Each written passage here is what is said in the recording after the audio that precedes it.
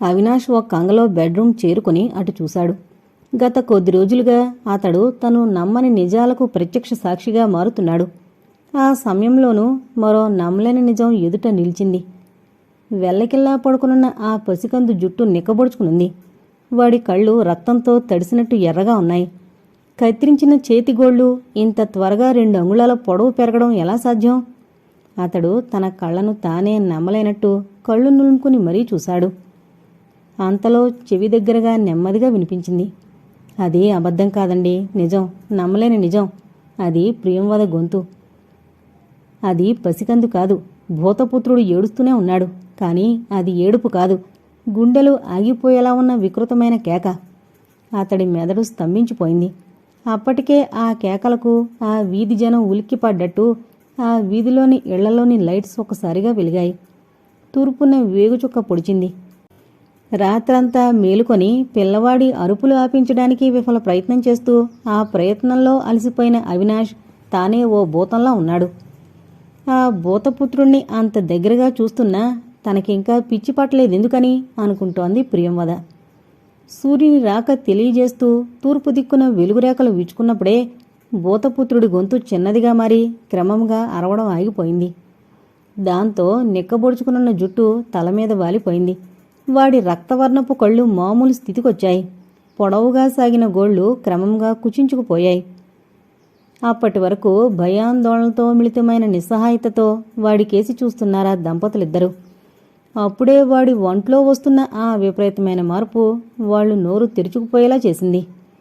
భూతపుత్రుడు మామూలు పసివాడయ్యాడు. జోలపాటతో తల్లి ఒడిలోకి ఒదిగి పడుకునే పసిబాలుళ్లా నెమ్మదిగా నిద్రలోకి జారుకున్నాడు. అవినాష్ ప్రియంవదలు ముఖాలు చూసుకున్నారు. అంతేకాదు, తాత్కాలికంగానే అయినా ప్రమాదం నుండి బయటపడ్డట్టు చిన్నగా నిట్టూర్చారు. మరో పావుగంట తర్వాత అతడు మెయిన్ డోరు తెరిచేసరికి ఎదురుగా రఘురాం, పరమేశ్వర్, రాజారావులు కనిపించారు. వాళ్లు అతడి ఇంటిపక్క ఇళ్ల యజమానులు. వాస్తవంలో అవినాష్ అంటే వారికి గౌరవాభిమానాలున్నాయి. అంత ఉదయమే కట్టగట్టుకుని తనింటికి ఎందుకొచ్చారో కొంత అర్థమయ్యి అర్థం కానట్టున్నా సాదరంగా ఆహ్వానిస్తూ రండి అన్నాడు అవినాష్. వాళ్లు లోపలికి రాలేదు. వాకిటి దగ్గరే నిలబడ్డారు. మిగిలిన ఇద్దరు తన వైపు చూడ్డంతో రాజారావు చెప్పాడు, రాత్రి మేమంతా మీ ఇంటి తలుపు చాలాసేపు కొట్టాం. మీ నుంచి జవాబు రాలేదు. అతడు నొసలు ముడివేస్తూ రాత్రి మీరు మా ఇంటి తలుపు కొట్టారా ప్రశ్నించాడు. కొట్టాం. ఆ అరుపుల మధ్య మీకు వినిపించి ఉండదనే అనుకుని వెళ్ళిపోయాం. అవినాష్ పెదవులు బిగబట్టాడు. సంతానవనంలో జరిగిన సంఘటన గురించి ఆ నోట ఈ నోట వినుండడం, ప్రెగ్నెన్సీ చిహ్నాలు లేకుండానే బిడ్డ పుట్టడం, ఇప్పుడు ఈ వికృతమైన అరుపులు చుట్టుపక్కల వారికి విషయం కొంతవరకు అర్థమై ఉండొచ్చు. కానీ పూర్తి నిజం తెలిసే అవకాశం లేదు. ఏదో జరుగుతుందని వాళ్ళు అనుకుంటూ ఉన్నారు. ఏం జరుగుతుందో వారికి తెలీదు. అందుకే వాళ్ళు అయోమయోస్థలో మాట్లాడుతున్నారు. అయితే తనిప్పుడు వారికి ఏం జవాబు చెప్పాలి? అతడి తడబాటు చూసి రాజారావు అడిగాడు, అవినాష్జీ, ఎనీ ప్రాబ్లం? అవినాష్ చొప్పున తల అడ్డంగా ఆడించాడు. నోనో. మరి రాత్రి ఆ అరుపులు? అవి అతడికి చెప్పడం ఇష్టం లేదని వారికి అర్థమైపోయింది. దాంతో అతన్ని మరింత ఇబ్బంది పెట్టడం ఇష్టం లేనట్టు, ఆల్రైట్, ఒకవేళ ఏదైనా ప్రాబ్లం అయితే మాత్రం చెప్పండి చెప్పాడు రాజారావు. అవినాష్ నెమ్మదిగా తలాడించాడు. వాళ్ళు వెళ్ళిపోయారు. అతడు ఒంట్లో శక్తి లేనట్టుగా వచ్చి హాల్లోని సోఫాలో ఉరిగిపోయి కూర్చున్నాడు. మనసంతా వాసిలేటింగ్గా ఉంది. దానికి తోడు రాత్రంతా నిద్రలేకపోవడంతో కంటిమీద రెప్ప నిలవలేనట్టు వాలిపోతోంది. ఇదంతా తన మూర్ఖత్వం వల్లనే వచ్చింది. అతడికి తన మీద తనకే కసిగా ఉంది. ఏదో చెయ్యాలనే ఆవేశం కలుగుతోంది. అంతలోనే అతడికి ఇంద్రజిత్తు గుర్తొచ్చాడు. ఇలాంటి సమయాల్లో జీతు ఉంటే ఏదో ఉపాయం చెప్పుండేవాడు. ప్రమాదాన్ని తప్పించినా తప్పించగలడు. తనకు కొండంత అండ ఉన్నట్టు అనిపించేది. అతడు మనసులో అనుకున్నాడు, జీతు ఎప్పుడొస్తావురా? ఇంద్రజిత్తు గురించి ఆలోచిస్తూనే అవినాష్ సోఫాలోనే నిద్రపోయాడు. ఉదయం 10 గంటలకు వేదాచలం కారు ఆ ఇంటి ముందాగింది. కారు దిగి హాల్లోకొచ్చిన వేదాచలం సోఫాలో ముడుచుకుని పడుకున్న అవినాష్ను చూసి మొదట ఎవరో అనుకున్నాడు. గుర్తుపట్టాక ఆశ్చర్యపోయాడు. అతడు అవినాష్ని తట్టిలేపేందుకు అటుగా నడుస్తుంటే వెనక నుండి వినిపించింది, పడుకొనివ్వండి అన్నయ్య. వేదాచలం చొప్పున తల తిప్పి అటు చూశాడు. ప్రియంవద మెట్ల దగ్గర నిలబడింది. అతడు అయోమయంగా ఆమె కేసి చూశాడు. ఆయనకు రాత్రంతా నిద్రలేదు. అందులోనూ భయపడిపోయినట్టున్నారు. అతడి ముఖం ప్రశ్నార్థకమైంది. ప్రియంవద వేదాచలం దగ్గరగా నడిచింది. ఎదురెదురుగా కూర్చున్నాక ఆమె చెప్పింది. రాత్రి పసివాడు రూపంలో వచ్చిన మార్పులు, వీధిలోని వారందరికీ నిద్రలేకుండా చేసిన వాడి అరుపులు అన్నీ చెప్పేసింది. అతడికి సంతానవనం దగ్గర నుండి ప్రతి విషయం తెలుసు కాబట్టి దాచుకోవలసింది ఏదీ లేదనిపించింది. పూర్తిగా చెప్పాక ఏడుపొచ్చేసింది. ఆమె వెక్కి వెక్కి ఏడవసాగింది. వేదాచలం ప్రియంవదకేసి తదేకంగా చూశాడు. గత కొద్ది కాలంగా ప్రియంవద ముఖం మీద చిరునవ్వు లేకపోవడం అతను గమనిస్తూనే ఉన్నాడు. ఇప్పుడు అవినాష్ కూడా షాకింగ్ మూడ్లో ఉన్నాడు. అంతేకాదు, ఇంద్రజిత్ త్వరలో ఇండియా వచ్చేసే అవకాశం ఉంది. సో అనుకున్నది వెనువెంటనే అమలుపరచాలి. అతడు ప్రియంవద మీద నుండి చూపులు మరల్చుకుంటూ చెప్పాడు. అయితే ఒకప్పుడు అవినాష్ని ఆవహించిన భూతం ఇప్పుడు పసివాణ్ణి ఆవహించిందేమో. ఆమె మౌనంగా ఉంది. కాని అసలా ఊహకే ఆమె ఒళ్ళు జలరించేలా చేసింది. ఎందుకైనా మంచిది, మీ దంపతులు పసివాణ్ణి తీసుకుని ఓసారి అంకాళమ్మ గుడికి వెళ్ళొస్తే మంచిదేమనుకుంటున్నాను. దెయ్యం పట్టిన మనుషుల్ని ఆ గుడికి తీసుకువెళితే ఆ దేవత దెయ్యాన్ని పట్టి కొట్టి తరిమేస్తుందని ప్రతీతి. ఆ గుడి ఆవరణలో దెయ్యం పట్టిన మనుషులు నేను వెళ్ళిపోతా, అమ్మో నన్ను వదులు తల్లో అంటూ అరుస్తూ ఎవరో తమను తరుముతున్నట్టు పరిగెడుతూ కొడుతున్నట్టు పడుతూ లేస్తూ ఊగిపోతూ కనిపిస్తారు. ఆ గుడి ఆవరణలోకి వెళితే దెయ్యాలు భూతాలు నమ్మని వ్యక్తులు కూడా కాసేపు డైలమాలో పడతారు.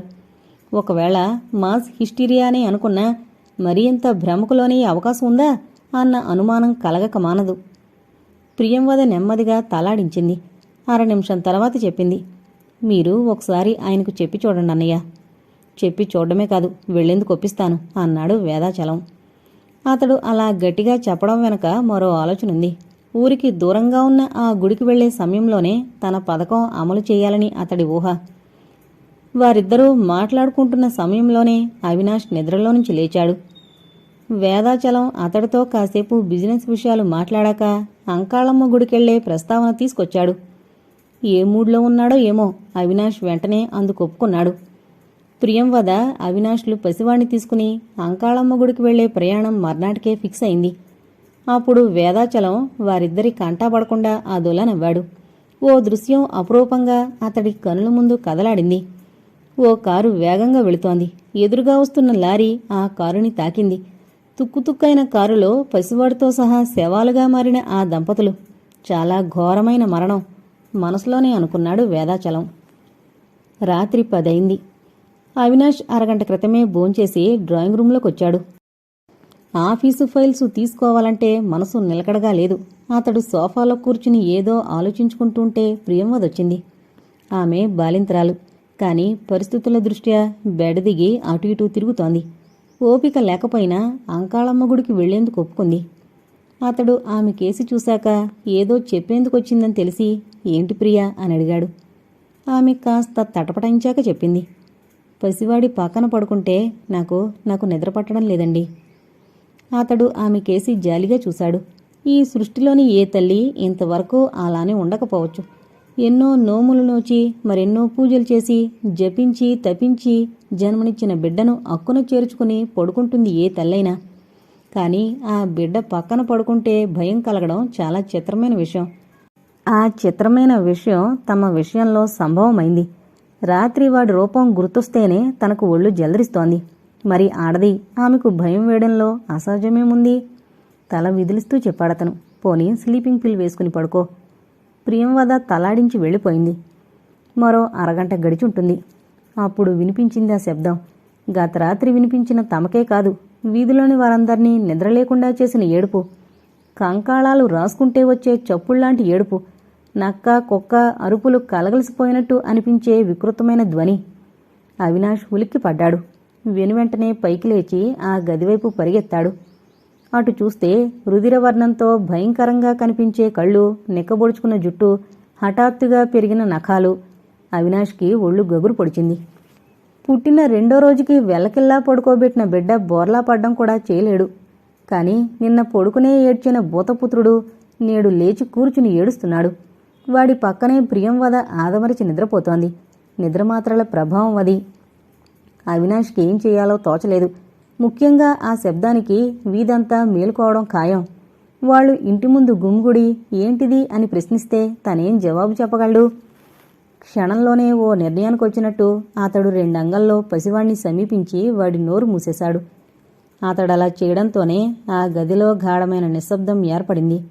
అది క్షణకాలమే కావచ్చు, కానీ మునుపెన్నడూ లేనంత ప్రశాంతతను కలగజేసిందా నిశ్శబ్దం. హఠాత్తుగా నోటికి చెయ్యి అడ్డుపడ్డంతో భూతపుత్రుడు ఉలిక్కిపడి అరవడం ఆపేశాడు గాని అంతలోనే వాడు ఆ తడబాటు నుండి తేరుకొని గింజుకోసాగాడు. వాడు తన పొడవైన చేతి గోళ్లతో అవినాష్ చెయ్యిని రక్కసాగాడు. అలా రక్కుతూనే అతడి చెయ్యిని బలంగా నెట్టేశాగాడు. 2 రోజుల ఆ పసికందుకి అంత బలం ఉంటుందని అవినాష్ ఎక్స్పెక్ట్ చేయలేదు. ఆ బలం అతన్ని ఆశ్చర్యపరిచింది. అదే సమయంలో ఓ మొండి పట్టుదల కూడా కలిగింది. ఎలాగైనా వాడి నోటి వెంటొచ్చే ఆ వికృతమైన ధ్వని బయటకు రాకూడదు. భూతపుత్రుడి చేతిగోళ్లు అతడి మోచేతి దిగువ భాగంలో లోతుగా దిగాయి. అయినా అతడు వాణ్ణి వదల్లేదు. నోటి చుట్టూ ఉన్న చెయ్యి తీయలేదు. కసి, కోపం, నిస్సహాయత, దుఃఖం అన్నీ కలగలిసి విచక్షణ కోల్పోయేలా చేశాయి. ఎదురుగా ఉన్నది 2 రోజుల వయసున్న పసికందు అన్న విషయం కూడా అతను మరిచిపోయాడు. తల వెనక ఓ చెయ్యి, నోటి మీద ఒక చెయ్యి అదిమేస్తున్నాడు. 10 సెకన్లు అలాగే గడిచాక అప్పుడు జరిగిందా సంఘటన. ప్రత్యక్షంగా అనుభవించకపోతే అలాంటిది జరుగుతుందని మరెవరైనా చెప్పుంటే అతడు నమ్మి ఉండేవాడు కాదు. మెరుపుకన్నా వేగంగా భూతపుత్రుడి కాలు పైకి లేచి అతడి కడుపును తాకింది. ఏ వస్తాదో పిడుగుద్దు తనను తాకినట్టు అతడు ఎగిరి గోడకి గుద్దుకుని కింద పడ్డాడు. కడుపులోని నరాలన్నీ లొంగచుట్టుకుపోయినంత బాధ కలగడంతో అతడు చేతులతో కడుపు పట్టుకున్నాడు. ఆ బాధ నుండి తేరుకునేందుకు 2 నిమిషాలు పట్టింది. పసివాడు కాలు పైకి లేపడమే చిత్రమైన విషయమైతే వాడి దెబ్బకు తను ఎగిరి దూరంగా పడ్డం చిత్రాతి చిత్రంగా అనిపించింది. ఆ స్థితిలోనూ అతడికి ఆనందం కలిగించిన విషయం వాడి నోటి వెంట వికృతమైన ధ్వని రాకపోవడం. పోనీలే, దెబ్బ తగిలిన ఫలితం దక్కింది అనుకుంటూ పైకి లేస్తూ అటు చూశాడు అవినాష్. పొట్టుదప్పినట్టు అతడు జారి తిరిగి కిందనే పడ్డాడు. చూపులు మాత్రం ఆ చోటనే అతుక్కుపోయాయి. ఆ చోట భూతపుత్రుడు గోళ్ల సందుల్లో ఇరుక్కున్న మాంసాన్ని లాక్కుని తింటూ వేళ్లకంటుకున్న రక్తాన్ని చపరిస్తున్నాడు. అవినాష్కి తను చూసిన ఇంగ్లీషు సినిమాల్లోని క్యానిబల్స్ గుర్తుకొచ్చారు. అతడు జుగుప్సతో ఒళ్ళు జల్దరిస్తుండగా అటు చూస్తున్నప్పుడే అదే క్షణంలో మెరుపులా మెరిసిందో ఆలోచన. వాడి ఏడుపుకు కారణం అర్థమైంది. 2 రోజులుగా వాడికి ఆహారం లేదు. ప్రియంవద పాలు ఇవ్వబోయినా వాడు తాగేవాడు కాదు. ఇప్పుడే వాడికి కావలసిన ఆహారమేమిటో తనకు తెలిసింది. అప్పుడే అతడు నిర్ణయం తీసుకున్నాడు. చరిత్రలో ఏ తండ్రి కొడుకు విషయంలో అలాంటి నిర్ణయం తీసుకునుండడు. అవినాష్ వేగంగా ఆ గదిలో నుండి బయటకు పరిగెత్తాడు. ఓ నిమిషం తర్వాత ఓ కారు ఆ ఇంట్లో నుండి వేగంగా బయటకు దూసుకుపోయింది.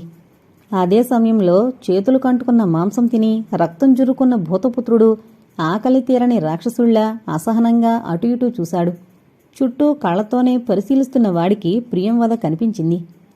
స్లీపింగ్ పిల్స్ ప్రభావంతో గాఢ నిద్రలోకి జారుకునుందామే. ఎంత గాఢ నిద్రైనా బయట కూడా తొలకుండా ఒద్దిగ్గా నిద్రపోయే ఆమెకు అది మత్తుతో కూడుకున్న నిద్ర కావడంతో తను గురించిన స్పృహ లేనేలేదు. భూతపుత్రుడు ఆమెకేసి తదేకంగా చూశాడు. 10 సెకన్ల తర్వాత వాడి పేదాలు చిత్రంగా కదిలాయి. మంచి ఆకలి మీదున్న వాడికి పలావు దొరికినట్టుగా అనిపించిందేమో వాడికి. వాడు కూర్చున్న చోటుకు వెనకుందామే. ఆహారాన్ని అందుకోవాలంటే వాడు వెనక్కు తిరగాలి. కాని వాడు వెనక్కి తిరగలేదు. తలను కదిలించాడు. ఫట్ మనే చప్పుడు. వాడి ముఖం అప్పుడు వీపుకు పైభాగానుంది. వాడు కూర్చున్న చోటు నుండి కదల్లేదు. వాడి చేతులు మాత్రం మెల్లగా ఆమె వైపు సాగుతున్నాయి, రబ్బరు సాగినట్టు పొడవుగా. వీధి మలుపు దగ్గర ఆగింది కారు. డోరు తెరచుకుని దిగిన 5గురికి దూరంగా కనిపిస్తూ ఉంది ఆ ఇల్లు. 9 నెలల తర్వాత వారు ఆ ఇల్లు తొలిసారిగా చూస్తున్నారు. నాటి దృశ్యం క్షణకాలమో క్షణాల కాలమో వారందరి కనుల ముందు కదలాడింది. ఆ చోట ఓటమి లేదు, కాని దోచిన సొత్తు తిరిగి ఆ చోటుకే చేరింది. అయినా అది తన ఓటమిగానే భావిస్తున్నాడు భాష. ఏ వ్యక్తికైనా ఓటమిని స్పోర్టివ్గా తీసుకుంటే ప్రతీకారేచ్ఛ ఉండదు. కాని భాష తన ఓటమిని స్పోర్టివ్గా తీసుకోలేదు. ప్రతీకారేచ్ఛ మనిషిని రాక్షసుడిగా మారుస్తుంది. ఆ క్షణం ముందుకు నడుస్తున్న భాష తన అనుచర గణాన్ని వెంటబెట్టుకుని శత్రువుపై దాడి చేసేందుకు బయలుదేరిన రాక్షసుల్లానే ఉన్నాడు. ఏదో చప్పుడు తనకు దగ్గరగా వినిపించడంతో ఆ ఇంటి వాచ్మ్యాన్ ఉలిక్కిపడి తల తిప్పబోయాడు. అయితే అప్పటికే ఆలస్యమైంది. ఓ ప్రొఫెషనల్ ఫైటర్ చెయ్యి మెడ మీద నరాలను కరెక్ట్గా తాకడంతో అతడు ముందుకు ఒరిగిపోయాడు. భాష లక్ష్మణ్ కేసి సన్నగా నవ్వుతూ చూసి గేటు తెరిచాడు. నిశాచర శక్తులు నిద్రలేస్తున్న వేళ జనమంతా గాఢ నిద్రలోకి జారుకుంటున్నారు. భూతపుత్రుడి అండ చూసుకుని కాబోలు చాలా రోజుల క్రితమే తన వెచ్చలవిడి విధ్వంసాన్ని ఆపి ఉంచిన ఓ కురివిదెయ్యం తిరిగి విజృంభించింది. విందారగించే ఉద్దేశంతో దగ్గరలోని శ్మశానంలోంచి భూమిని పెకలించి శవాన్ని పైకి లేపి మరో 4 చిన్న దెయ్యాల చేత దాన్ని మోయించుకుంటూ ఆకాశ మార్గాన ముందుకు సాగుతోంది. అప్పుడే భాషా బృందంలోని ఒకడు యథాలాపంగా ఆకాశం కేసి చూసి అదిరిపడ్డాడు. ఓ కేక వాడి స్వరపేటికను పెకిలించుకుని రాబోయింది. కాని వాడు అతి కష్టం మీద అరవకుండా జాగ్రత్త పడుతూ లక్ష్మణ్ చేయి పట్టుకున్నాడు. లక్ష్మణ్ అయోమయంగా వాడి కేసి చూస్తే అదురుతున్న గుండెలను అదుపులో పెట్టుకుంటూ అటు చూపించాడు. అతడికేమీ కనిపించలేదు. ఏంట్రా అన్నాడు లో స్వరంతో. అదిగో ఆకాశంలో తెల్లచీర కట్టుకున్న ఓ ఆడది జుట్టు విరబోసుకుని కాగడా చేతబట్టుకుని ముందుకు నడుస్తుంటే వెనక నలుగురు మరో మనిషిని మోసుకుంటూ వెళ్లడం నీకు కనిపిస్తోంది కదూ? ఈసారి లక్ష్మణ్ ఆకాశంలోకి వాడి ముఖం కేసి చూపులు మరల్చుతూ చూశాడు. ఆకాశంలో కాగడా మంటలానిపించే కాంతి వలయం తూర్పు దిక్కు నుండి పడమటి దిక్కుకు సాగిపోతూ ఉంది. బహుశా అది ఏ నక్షత్రమో అయ్యుండొచ్చు. దాన్ని చూసి వీడు అంతగా భయపడినట్టున్నాడు. సరిగ్గా 30 ఏళ్ల క్రితం అర్ధరాత్రి వేళ ఆకాశ మార్గాన శవాన్ని మోసుకుంటూ వెళుతున్న నలుగురి ముందు కాగడా పట్టుకుని నడిచిన ఆడదాని ఉదంతం ఆంధ్రదేశాన్ని ఊపేసిందన్న విషయం ఆ క్షణం లక్ష్మణ్కి గుర్తు రాకపోవడం వారందరి దురదృష్టం. అందువల్లే అతడు సహచరుణ్ణి చూస్తూ, చూడు, 9 నెలల క్రితం ఇంద్రజిత్తు మనల్ని భ్రమలో పెట్టి భయపడేలా చేశాడు. భయంతో రోడ్డును పడితే పోలీసుల చేత చిక్కి ఇంతకాలం జైల్లో మగ్గాం. ఈసారి భ్రమపడ్డం కాదు, నిజమైన భూతమే ఎదుట నిలిచినా పారిపోయేది లేదు. నోరు మూసుకుని ముందుకు నడు కసిరాడు. భూతం కాదు, సర్వభూతాలకు రేపటి నాయకుడు ఆ ఇంట్లోనే ఉన్నాడని వారికెలా తెలుస్తుంది? తామే మానవ రూపాల్లో ఉన్న డ్రాకులాల్లా ఫీల్ అవుతూ వాళ్లు ముందుకు నడవసాగారు. హాలు తలుపు తెరిచుండడంతో ఆశ్చర్యమనిపించినా ఆనందంగానే లోపలకు అడుగు పెట్టారు. అదే సమయానికి భూతపుత్రుడి చెయ్యి ప్రియంవద మెడ మీదకు చేరుకుంది. రక్తస్పర్శ కోసం తహతహలాడుతున్నట్టున్న పొడవాటి గోళ్లు ఆమె గొంతులో కసిగా దిగేందుకు సిద్ధమయ్యాయి. ఎవరో ఆగకుండా తలుపు కొడుతుండడంతో మస్తానికి మెలకు వచ్చింది. అతడు మంచం మీద నుంచి ఉలిక్కిపడి లేచి కూర్చుంటూ ఆశ్చర్యంలో ఆందోళన మిళితం చేసి కాసింత విసుగ్గానే అటు చూశాడు. కసాయి కొట్టు నడిపే బ్రహ్మచారి ఇంటి తలుపు అర్ధరాత్రి వేళ తట్టే అవసరం ఎవరికుంటుంది? అతడు వడివడిగా అటు నడిచి తలుపు తెరిచాడు. ఎదురుగా కనిపించిన వ్యక్తిని చూసి షాక్ తిన్నాడు. క్షుద్రపూజలో తప్పు జరిగితే ప్రాణం తీసేందుకు సిద్ధపడిన క్షుద్రదేవత నుండి తప్పించుకుని పారిపోయొచ్చినట్టు కనిపిస్తున్నాడు అవినాష్. మస్తాన్ ప్రతిరోజు అవినాష్ ఇంటికెళ్లి చికెను మటన్ ఇచ్చి వస్తుంటాడు. ఇంతకాలంగా అతడు హుందాగా కనిపించే అవినాష్ని మాత్రమే చూసున్నాడు. మరి ఈయన జుట్టంతా చెదిరిపోయి ముఖమంతా చెమటలు పట్టి బిత్తరచూపులు చూస్తూ అప్పుడొచ్చింది అతడికి అనుమానం. ఏ శత్రువులో ప్రాణం తీసేందుకు వెంటబడితే పారిపోయి రాలేదు కదా? అతడు భయంగా అటు ఇటూ చూస్తున్నాడు. అవినాష్ లోపలికి రమ్మనడం మరిచిపోయాడు. అంతలో అవినాష్ రొప్పుతూ అడిగాడు, మస్తాన్, నాకు అర్జెంటుగా పొట్టేలు నెత్తురు కోడిమాంసం కావాలి, అర్జెంట్. అవినాష్ డబ్బు కోసం జేబుల్లో వెతుక్కోసాగాడు. మస్తాన్ మరింతగా కన్ఫ్యూజ్ అయ్యాడు. ఎవరో తరుముకొచ్చినట్టు అర్ధరాత్రి అవినాష్ రావడమే ఆశ్చర్యమైతే రక్తమాంసాలు అడగడం బురుకుటి ముడిపడేలా చేసింది. అతడు తేరుకుంటూ, ఇంత చిన్న విషయానికి మీరు రావడం ఎందుకు సార్, మనిషిని పంపితే అంటూ ఉంటే అవినాష్ ఆగమన్నట్టు చేయి చూపాడు. ముందు రెడీ చేయి అంటూ వాకిల్ దగ్గరున్న సిమెంటు చప్టా మీద కూలబడిపోయాడు. యుద్ధంలో అలసిపోయిన రారాజు గుర్తుకొచ్చాడు మస్తానికి. సింహాసనంపై కూర్చునే రారాజు చింకిచాప మీద కూర్చుంటే చూసేవాళ్లకి బాధగానే ఉంటుంది. అయినా మస్తాన్ మరేం మాట్లాడకుండానే లోపలికి వెళ్ళాడు. 6 నిమిషం తర్వాత ఆ నిశ్శబ్ద నిశీది వేళ ఓ పొట్టేలు హృదయ విదారక కేక దగ్గరున్న చెట్టు మీద పక్షులన్నీ అరుస్తూ పైకి లేచేలా చేసింది. మరో మూగజీవి అరవకుండానే ప్రాణాలు కోల్పోయింది. మస్తాన్ ఓ బుట్టలో రక్తమాంసాలు పెట్టుకుని అవినాష్ ముందుకొచ్చి, నన్ను మీ వెంట రమ్మంటారా సార్ అడిగాడు. వద్దు, అవినాష్ బుట్ట అందుకున్నాక చెప్పాడు. రేపు ఉదయం వచ్చి డబ్బులు తీసుకువెళ్ళు. అవినాష్ రక్తమాంసాల బుట్టను డిక్కీలో పెట్టాక డ్రైవింగ్ సీట్లో కూర్చుని కారు వేగంగా ముందుకు పోనిచ్చాడు. కారు కనుచూపు దాటే వరకు నిశ్చలంగా అక్కడే నిలబడున్నాడు మస్తాన్. అర్ధరాత్రి వేళ ఓ మనిషికి రక్తమాంసాలతో అవసరం పడిందంటే మస్తాన్ లాంటి క్షుద్రదేవతోపాసకుడు కొంతవరకు ఊహించగలడు. అప్పటి వరకు ఏదో ఆలోచించుకుంటున్నట్టు నిలబడున్న మస్తాన్ ఏదో నిర్ణయానికొచ్చినట్టు ఇంటి తలుపు వేశాడు. నెమ్మదిగా నడవసాగాడు అవినాష్ ఇంటివైపు. ఆ క్షణం అతడి ముందు ప్రియంవద కదలాడింది. వారంలో 3 రోజులు తలస్నానం చేసి నిండు మనసుతో చేతులు జోడించి ఆమె తులసి కోట చుట్టూ ప్రదక్షిణాలు చేస్తుంటే, మరో మతస్థులైనప్పటికీ ఆమెను చూస్తుంటే భక్తిభావంతో చేతులు జోడించాలనిపించేది. కాని గత కొద్ది రోజులుగా అతడు గమనిస్తూనే ఉన్నాడు. ఆమె ముఖంలో పవిత్రత కన్నా ప్రేతకళ కదలాడుతోంది. అప్పుడే తనకు అనుమానం వచ్చింది. ఇప్పుడు అవినాష్ చర్యతో ఆ అనుమానం మరింత బలపడింది. ఊరంతా చీకటి ముసుగ్గా మార్చుకుని మునగదీసుకుని పడుకునున్న వేళ నిశాచరుణ్ణి గుర్తుకు తెస్తూ అతడు ముందుకు సాగిపోతున్నాడు. ప్రియంవద పసిపాపలానే నిద్రపోతూ ఉంది. భూతపుత్రుడికి ఆమెను చూస్తుంటే పంచభక్ష పరమానంలా అనిపించుండొచ్చు. సంతృప్తిగా చూస్తూ ఆ ఆహారం స్వీకరించేందుకు సిద్ధమయ్యాడు. వాడి చేతిగోళ్లు ఆమె గొంతులో దిగబడుతూ ఉన్నాయి. సరిగ్గా అప్పుడే వాకిటి దగ్గర చప్పుడైంది. భూతపుత్రుడు చొప్పున తల తిప్పాడు. ఇంగ్లీషు సినిమాల్లోని చేజింగ్ సీన్లలో కారు సడన్ బ్రేక్తో ఆగినప్పుడు కీచుమనే చప్పుడుతో గుండ్రంగా తిరిగి ఇంజిన్ భాగం వెనక్కు, డిక్కీ ముందు భాగంకు వస్తాయి. భూతపుత్రుడు తల తిప్పితే కీచుమనే శబ్దం రాలేదు కాని ఫట్ ఫట్ మనే చప్పుడొచ్చింది. ముండెం కదల్లేదు. తల మాత్రం చేజింగ్ సీన్లోని కారులానే గుండ్రంగా తిరిగింది. అప్పుడే ఆ 5గురు భూతపుత్రుడి కంటపడ్డారు. భాషా బృందం కూడా కలలో కూడా ఊహించని దృశ్యం సజీవ దృశ్యంలా కనుల ముందు నిలిచేసరికి భయంతో అచేతనులయ్యారు. నిక్కబొడుచుకున్న వెంట్రుకలు, రుధిరవర్ణంలోని కళ్ళు. వారు భూతపుత్రుణ్ణి సరిగ్గా పరిశీలించకముందే వాడి తల గిరున గుండ్రంగా తిరిగి తమ వైపు చూడడం, కోపంతో వాడి కనుగుడ్లు 2 అంగుళాలు ముందుకొచ్చి మళ్లీ వెనక్కు వెళ్లడం చూడడంతోనే ఆ బాలుడు సామాన్యుడు కాదని వారికి అర్థమైపోయింది. అయితే ఆ నిజం అర్థం చేసుకుని ఆ చోటు నుంచి వెనుతిరగబోయేంతలోనే జరిగిపోయింది ఆ సంఘటన. అసలే భూతపుత్రుడు ఆకలి మీదున్నాడేమో, కలిగిన అంతరాయం వాడికి విపరీతమైన కోపం తెప్పించింది. దాంతో వాడు ముందున్న ఆహార విషయం మరిచిపోయాడు. ఏం జరుగుతుందో చూస్తుంటే వాళ్లకు నమ్మకం అపనమ్మకమై, అపనమ్మకం నమ్మకమై అయోమయాన్ని సృష్టించింది. కాని అది నిజమని తెలిసేసరికి జరగాల్సింది కాస్త జరిగిపోయింది. రబ్బరుకు సాగే గుణం ఉంది. అయితే అది కొంత సాగాక తెగిపోతుంది.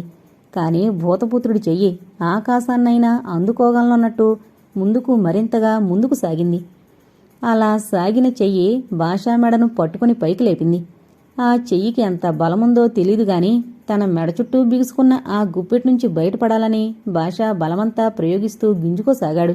కాని అతడి ప్రయత్నం నెరవేరకముందే తల సీలింగ్కి తాకింది.